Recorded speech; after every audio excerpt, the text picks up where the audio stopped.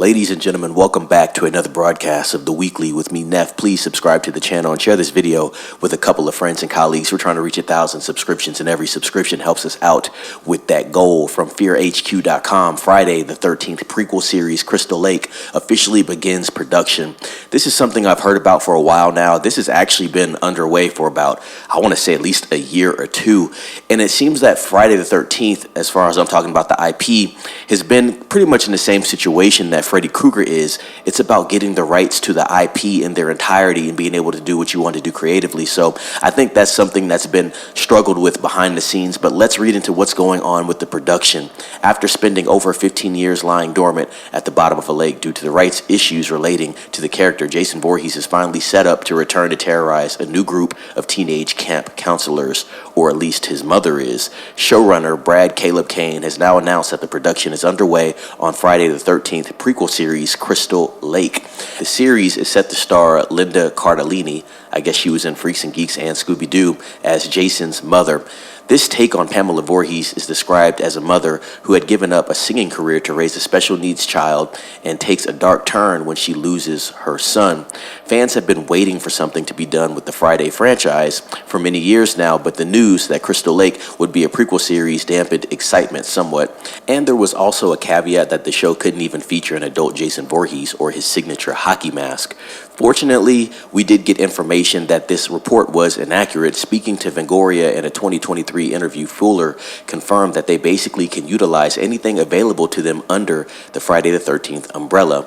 A24 and Mark Toporov, who is Victor Miller's lawyer, have beautifully and excruciatingly assembled all of the Friday the 13th rights. As a streaming series, we have the rights to do everything underneath the Friday the 13th umbrella, and that was a quote from him. The movie rights are a completely different thing, and that's what we're touching on. They are tied up at New Line and are super messy and probably won't be untangled anytime soon. But as far as us chickens in the television industry, roost, we have access to anything and everything that Friday the 13th has done up until this point.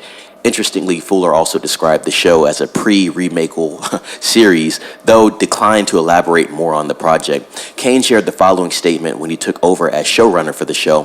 From the moment I watched Jason Voorhees squeeze a guy's eyeballs out of his socket at the tender age of 8 years old, which is crazy, I knew my creative path was someday destined to converge with the man behind the mask. Nothing defined my childhood more than growing up in the golden age of the slasher flick, and nothing's defined the genre more than Friday the 13th. I couldn't be more excited for the opportunity to contribute a chapter to this iconic franchise, particularly with such fearless partners as Peacock and A24, and they will definitely let you do it. We're still not sure what to expect from Crystal Lake. Counselors ignoring a young Jason until he drowns and his mother plots, but at least we know that they can build towards the unstoppable masked maniac getting axy with a bunch of teens after paying a visit to his favorite sporting goods store. Fuller will also serve as the showrunner and executive producer for the show. Victor Miller, who wrote the first movie, will executive produce along with Mark Toporov and Rob Barsamian and A24. And so we'll definitely keep our eyes out on updates on when this series is going to be releasing. Obviously, they just started production, so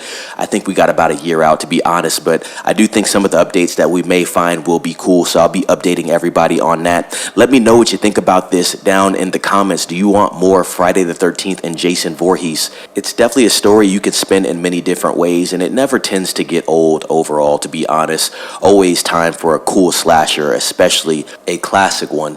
Please subscribe to this channel, share this video with a couple of friends and colleagues, ring the bell for notifications for more updates, and like this video as well.